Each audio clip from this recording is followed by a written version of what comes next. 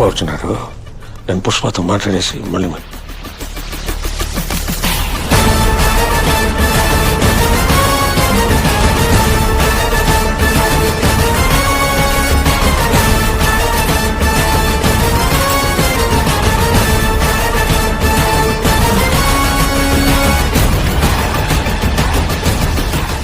ఏంటి పుష్ప, ఆ శెఖావత్ గారు ప్రెస్ మీట్ లో ఏదో వాగుతుంటాడు.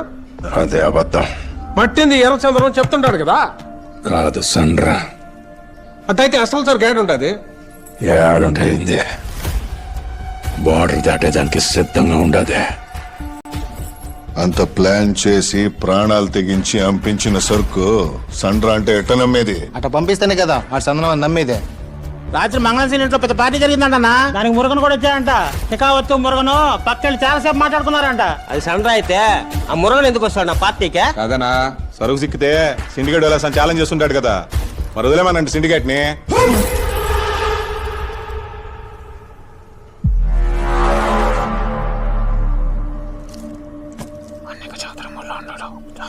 చెత్తండ కదా అది సందనం కాదని ఎక్కడం లేదా నీ తలకాయకే?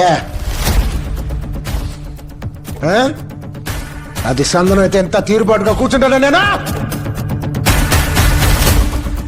అది ఎర్ర సందనం అయితే నాకు పైసా వాటాకర్లా. అది సండ్రా అయితే మా అక్కడ ఉన్న సరుకులో మీరు మాట్లాడుకోవద్దు. అరే అబ్బా, నగరమైన సరుకు నీకాడే ఉండదు.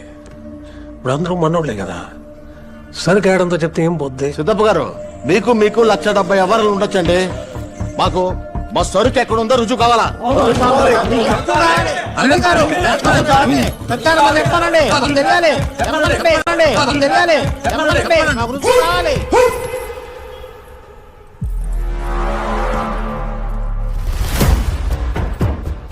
సరుకు ఏడుందో చెప్తే శెఖావత్ సోలో చెప్పినట్టే. ఓడు ప్లాన్ కూడా అయితే మన్నోడితో చెప్పించేదానికే కథలు పడుతున్నాడు సార్ నా కొడుకు. పుష్ప,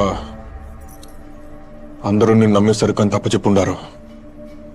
సిండికేట్ ప్రెసిడెంట్ గా వాళ్ళకి భరోసా ఇవ్వాల్సిన బాధ్యత నీ మీద ఉండాలి. ఇంకా ఈ రేంజ్కి వచ్చాక కూడా ప్రతి వాళ్ళని నమ్మించాలంటే కష్టంనా? వ్యాపారాల్లో నిజాలుండవా, నమ్మకాలే ఉంటాయి. నమ్మితేనే జరుగుద్ది ఏదైనా. నేనిది ఎర్ర సొక్క అంటే ఇది ఎర్ర సొక్క నమ్మాలా? కేశవ, ఏ సొక్కరైతే ఎర్ర సొక్క వ్యాపారం అంటే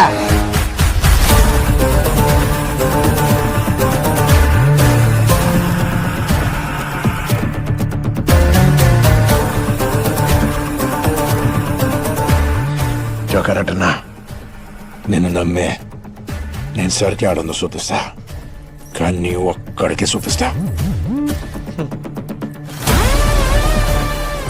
కేశవా, మజా అది వాళ్ళందరూ సరే అనుకుంటే నాకు ఫోన్ కొట్టా, నేను పోతాండా.